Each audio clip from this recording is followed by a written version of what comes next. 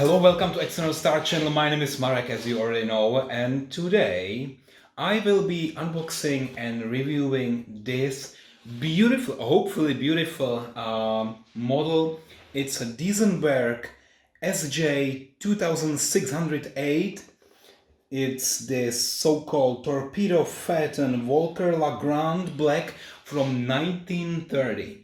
And I already have some doubts about if this is really the version from 1930, because based on what I read on Wikipedia before, this SJ supercharged version was only produced in 1932. But let's first unbox it, then we will come to the details. Yeah? So really now the first thing that I want to do here is to open the box so that you can see this beauty. Okay, so hopefully I will not damage somehow the model. Oh, the box is quite huge. I would not really expect that. Okay, so here we go, and actually the box only has a small picture here. Yeah, I can show you the picture, and that's basically it. So there is nothing else, it's completely white, and maybe one more thing, it was manufactured by Matrix, so Scale Models Matrix, and that's basically all what I can see here. Alright, so Matrix, and now we have this box. It's a nice styrofoam box, and the first thing I want to open it. Of course, maybe there are some screws here. 2 screws, 3 screws, but before I do that, I will just remove this cover to really find out what is inside. Wow. Very nice model indeed. Very beautiful. It's a black color. I was also able to buy a red one. Yeah, maybe somebody would prefer a different color, but you know that in my top collection that I have in my living room, I only have black colored cars, and most of them very luxurious and rare limousines. This one is one of them, even if this one is without any roof. Before I really unbox it, let me just tell you a little bit more about the history. So this one was actually produced between 1928 until 1937, so it was 9 beautiful years, and during this time they only produced less than 500 of them. Yeah? So all the versions altogether, it was this S, SJ, SSJ, and the plan was originally to produce 500. Eventually they only managed to produce less, 400 something, 70, like that.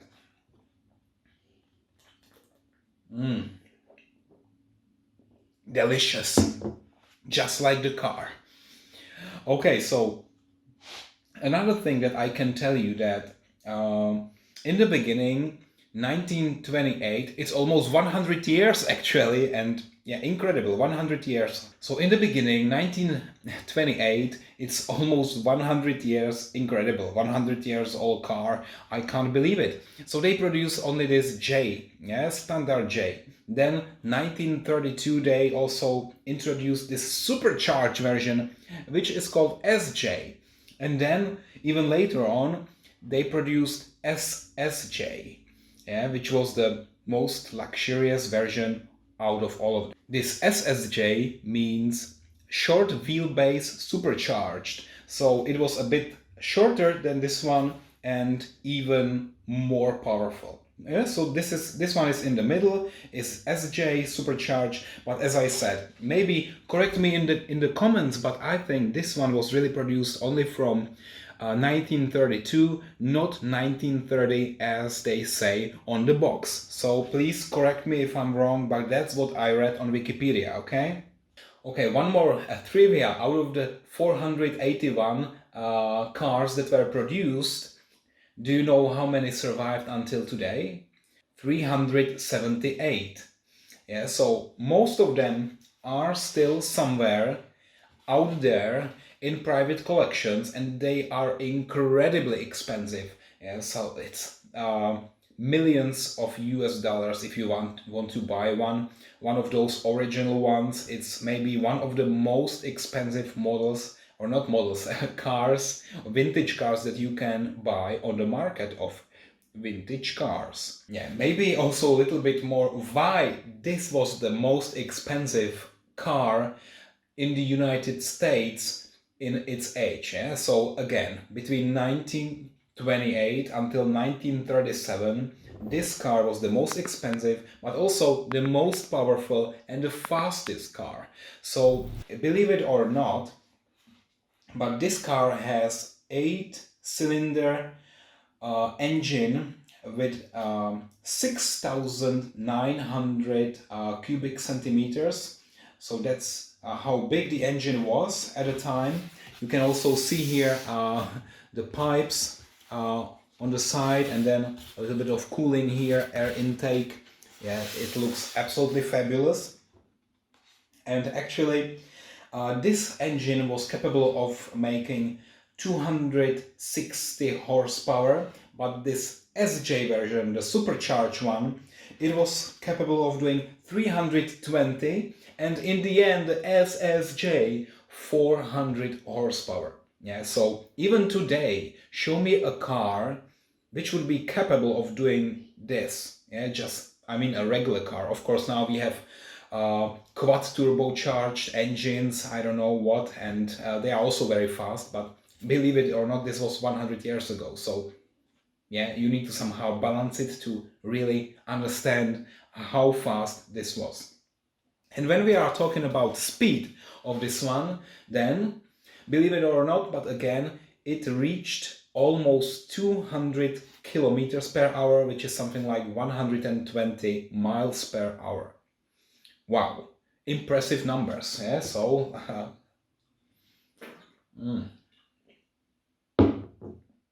cheers on that, my friends.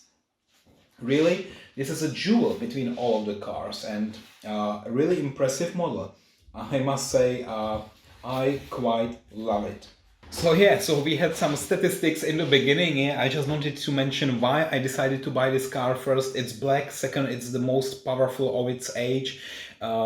Then it was the most expensive. It's so brilliantly nice, and yeah, maybe the only thing is that the car, you can't really open any doors and so on.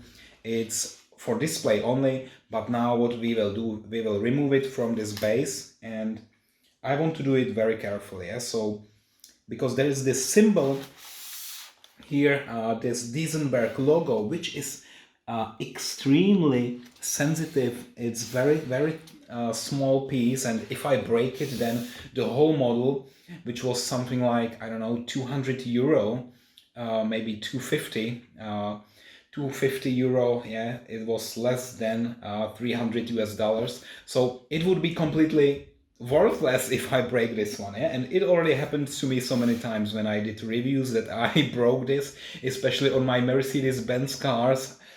I don't want to do that today because there is no spare part. I will use this screwdriver as always and try to somehow touch it without any damage, yeah? So I don't know how can I do that. As I said, there are 3 screws in there, and how can I do that without damaging it? Yeah? Because I can't really take it like this and put it on the floor upside down because there is no roof. So I would just break this glass here. Also super sensitive. Okay, so maybe I need to find another way. Let me first try this.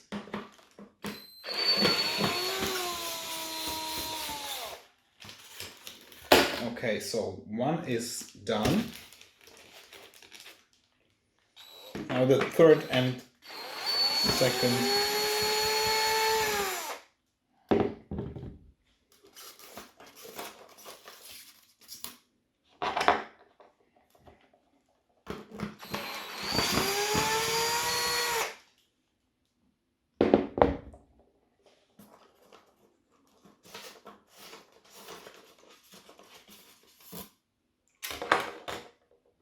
Okay. Something very interesting. Look at how long the screws are. That's quite unusual for any model that I have seen so far. It's very long, but of course I will not need it. I will just put it here to the box, and now finally I can pull it, lift it up and put it here. Okay, so here we go. Excellent model, I think. Okay, we have a little bit of styrofoam. So, now we have a clean table. I love this clean desk policy, and now we can finally start. And what can you do with this model? Of course you can display it, but then what else? Maybe let's start in the front here. Those headlights are absolutely gorgeous. The detail, and then there is one in the middle. We have also two horns here, not only one, but we have two. Yeah, so that the car is loud enough and is representing its owner well enough. Okay, so then we have this bumper. That's the exact bumper that I have also on my other Duesenberg models, so probably they use exactly the same on all models, all the cars they produced. And then we have here the wheels. Yeah, so look at that. You can even turn it on this model. The thing is that it's not somehow connected to the steering wheel. Yeah, so when I turn the wheels, it's not turning the steering wheel. That's maybe for the first time when I see something like that. Usually manufacturers do it, that it's connected somehow, but not here. But it's okay, I don't really mind. Okay, then let me show you also the wheels, how it looks like. I like this white wall which is there, and it's quite nicely done. And we have actually two spare tires. One is here and the second one is here. What is really weird on this car is how here we have the side mirrors. So we have the side mirrors here. They are somehow connected to the spare tire by this, I don't know what exactly it is. It looks like a belt, usual belt, and I'm not sure how much you can really rotate it or manipulate it if you want to change the angle a little bit. I think it was not really comfortable to change the angle of the side mirrors. And then we have here additional lights, which again are a bit in the way. So when you are looking from the seat here to the side mirror, then this additional light is somehow in the way, so not really convenient. Another thing that I recognize here, that you have here only one wiper for the driver, but on the passenger side there is no wiper in there, so they would not see what is actually happening in front of the car, which sometimes can be really frustrating. Okay, so that's actually the front of the car. Unfortunately, we are not able to see the engine. As I said, it has 8-cylinder 6,900 cubic centimeter engine, which was really brutally large and powerful, and it still is. I don't want to say that it's not. Then if we see here a little bit of the interior, how it's actually done, then you see the door handles. They are nicely done in the outside. So here we have the door handle, but also inside in the interior. It's so beautiful. The steering wheel, as I said, you can't really do anything, and yeah, you can just see it. Then we have here the back seat, and what is really interesting, that on this model, on this specific car, the front seats and back seats are actually separated by a wall and a separate windshield. This is quite unusual today. So if you have any sports cars or luxurious car like this Maybach S650 in this version without any roof, then you would not see this wall, not at all, no way. But here everything was possible. So I don't know if this is a sign of luxury or not. Maybe the Pope would appreciate it, but nowadays nobody is really producing this kind of separation. Yeah, because usually also the passengers in the front and in the back, they want to communicate to each other. Of course, now it's possible because there are microphones and speakers, so they can also use the internal communication system in the newest cars like, I don't know, Cadillac Escalade. But here, obviously, there was no microphone and no speakers, so they just couldn't talk to each other during the ride. Okay, then, very interesting, in the back we have again the real lights, but what is so interesting about them, and maybe I can now for a second zoom in here so that you can really see this. And interesting enough, I was first like asking myself, what is it here on the light, and then I recognize it's actually saying stop. So if you are braking, then on this rear light, it's actually also telling you to stop immediately if you are following the cars, not to be so close to it. Okay, so very, very interesting, I would say, and very unusual. But let's consider that was how it was. So yeah, actually, really, really beautiful car. And what you can do is also, you can spin the wheels, but not entirely. So somehow it's stuck here. I don't want to break it, so I will leave it like it is, but you can only rotate it like 300 degrees, and then there is something stopping it. Maybe some kind of brake, or there is a glue. Oh, there is probably a bit of glue, so it's not really spinning that well. In the front there are no issues, okay? Now maybe you are asking yourself, what about the bottom of the car? And yes, I will show you as well. So it's completely flat, one piece of plastic. Only here we have the exhaust, but do not expect any other details. Yeah? On the other side, from the top, I like this step here. So if you are entering the car, you just step on this platform here, and then you enter the car. I will again compare it to the Cadillac Escalade 2021 version or model, which also has the steps here, which are automatically popping up when you approach the car with your key. But here it was there very static, okay? But what I also wanted to show you, one more very important thing and feature of this car. Yeah, so I will now take this GoPro and show you. So here in the front, actually you have the steering wheel and the gauges and the clusters. That's very typical. That's what all the cars have. But then the rear passengers, they also have here this opportunity to see probably the speed on gauges cluster, which is here. That's quite unusual, I must say. I have never seen something like that, and probably this is the only car where I have seen it until now. Yeah, so also the passengers in the rear can really appreciate all the details, and instead of, nowadays, and I will again compare it to this Cadillac Escalade because it's my favorite car, and if I had enough money I would buy it, the real one.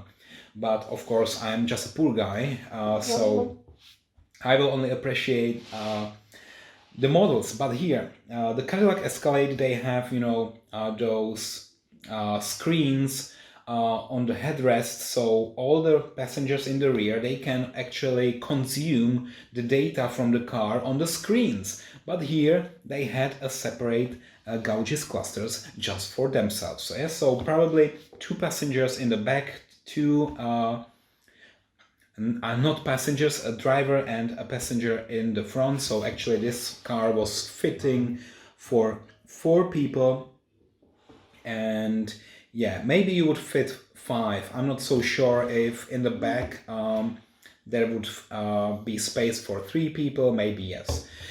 What is also very interesting about this car, and I can tell you right now, it was featured also in the Great Gatsby movie, and this was one of my favorite movies with Leonardo DiCaprio, and this Duesenberg was driving there, very madly. It was almost like a Fast and Furious of 1930, maybe 32 if it was SJ. But I really loved how they displayed this car in the movie. I actually found another video on YouTube showing us this Duesenberg SJ from the Great Gatsby movie. This special car was made by Greenlight, and there is a nice review by the Prince of Macedon. I will also provide a link to this video in the description of my video, so you can watch it in full extent. But what is important is that this Greenlight model, you can open all the doors, you can open the engine, and you can enjoy all the details. Yeah, I must say that Prince of Macedon was not really satisfied with the quality of this model, but in my opinion it also looks great. Yeah, so if you prefer Greenlight to Matrix, you can also buy this yellow one. And you also saw the suspension, how it was really balancing. And unfortunately here, the suspension on this model is not working, so forget it. No, if I press it, nothing is happening. But in this Great Gatsby movie, I really loved it, yeah? So maybe that's another reason why I decided to buy this model. It's really so beautiful.